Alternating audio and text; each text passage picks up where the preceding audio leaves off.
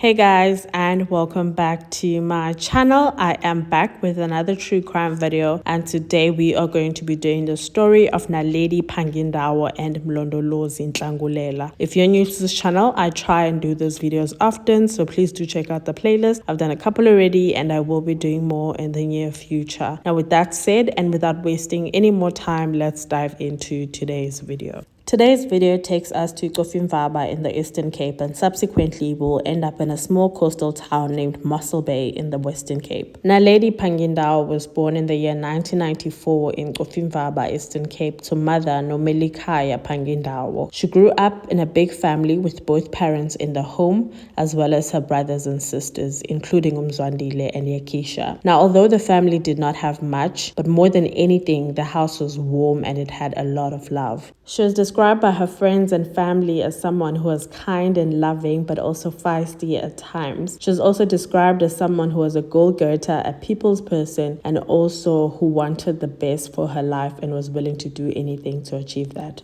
The family moved from Phangindawo to Mossel Bay in pursuit of greener pastures to better enable her parents to provide for them. At this point, Naledi was attending Point High School in Mossel Bay, where she did her best in academics, and she also had interests in modeling. She pursued those interests, going as far as being crowned Miss Ntlangulela, which is the community that she lived in. Naledi was ambitious but also very hardworking and would continuously promise her parents that one day she was going to buy them a house and take them out of poverty. She completed her matric at Point High School and thereafter went to Cape Peninsula University of Technology in Cape Town to study towards information systems technology. It was around this time, when she was 19 years old in 2013, that she fell pregnant with her first child. She gave birth to a beautiful baby girl and had to move back to Mossel Bay to take care of her. She started working many odd jobs, including being a waitress, working at Mr. Price, as well as being a cabin attendant for Greyhound, to ensure that she was able to provide for her daughter.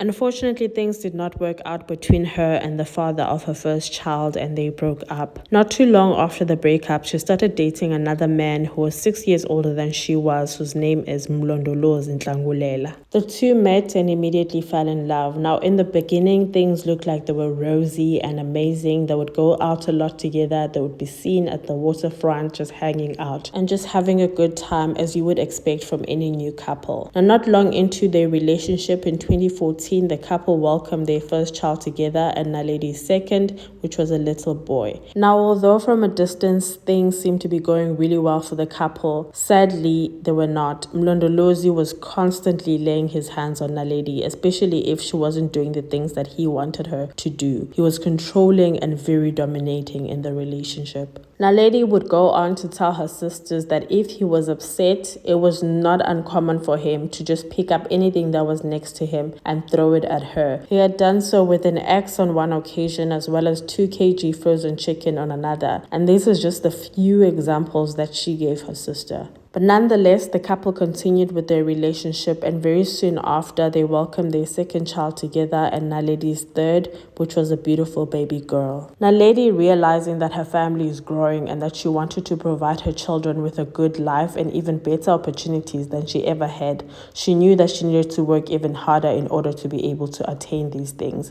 And this is when she was introduced to the Herbalife opportunity. Herbalife is a multi-level marketing business where people have to recruit people into the business as well as sell their wellness products. Now, Naledi grabbed this opportunity with both hands and worked very hard in both recruiting people as well as selling the products. Now, luckily, Naledi was made for this business because she was a people's person and really worked well with people. And therefore, she was able to recruit not just her family but strangers, and because of this, was able to start growing quite quickly. She grew higher and higher in the business and was able to buy herself her first car. She was also able to take her 3 children to the schools that she desired. She was slowly building the life of her dreams. Professionally, things were really going well for Naledi. She also introduced her boyfriend Mlondolozi into the business because she saw how much it was working for her and wanted him to also have that opportunity. So he signed up after her, and they were able to work together and start making money. Noticing just how good she was at multi-level marketing, she started selling other products as well, including Inuka perfumes and Forever Living.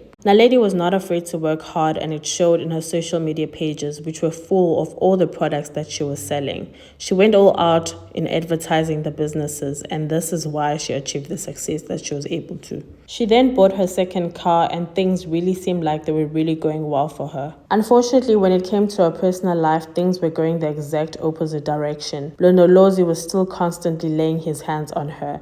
And at this point, she was tired. Her kids were growing up and were now able to notice everything that was going on in the house, and she really did not want that. And she really wanted out of the relationship. And this is when she decided to just tell Mlondolozi that she was done. She told him this, and Mlondolozi straight up refused. He said that that would never happen and she must just forget about it. However, Naledi had already made up her mind, so she started making a plan to leave. She knew that for her to be able to successfully leave this man, she would probably have to go to a different town, because she felt like if she was still in the same town, he would track her down and still continue to victimize her. She started looking for work in Knysna, which is a small coastal town not too far away from Mossel Bay. She got the job, which she was going to be doing alongside Herbalife. And once she got that job, she moved immediately without telling Mlondolozi where she was going. A few weeks went by without any communication between the two. However, during this time, Mlondolozi was on a quest to try and find her, which he did, and surprised her with a visit. Now, during this visit, he was asking and begging Naledi to go back to Mossel Bay and that they needed to reunite their family and work things out. Now, obviously, Naledi did not want any part of this and really refused and reiterated that no, she was done and she no longer wanted to be in a relationship with him. Now, this upset him to the highest level, to the extent of which he started laying his hands on Naledi once more. And this time around, he went as far as breaking her finger in the process. After he left, she went to the police station and got a protection order against him. Things were quiet for some time, and Naledi started believing that maybe, just maybe, Mlondolozi had finally got the message and the relationship was done.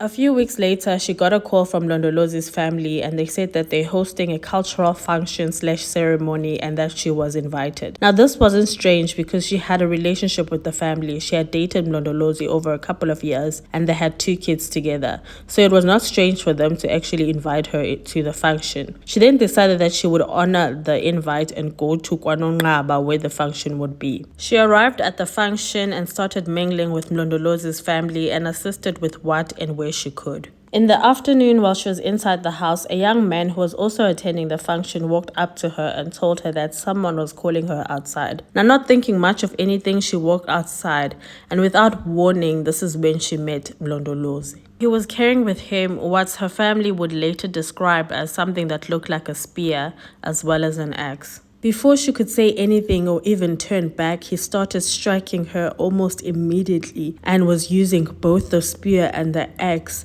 And in total, it was said that she had over 28 strikes.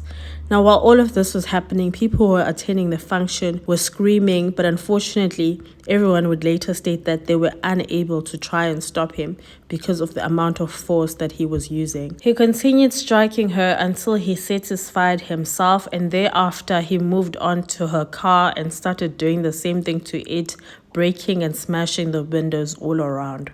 Fortunately, someone had called the ambulance, and when it arrived, that is only when he then left the scene and started driving towards Cape Town.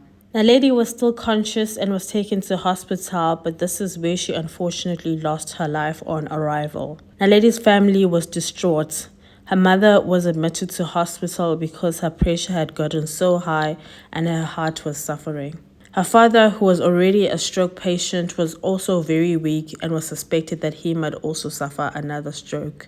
And her siblings were broken. How were they going to explain to her young children, who were 2, 4, and 6 at the time, that their mother was gone and never coming back?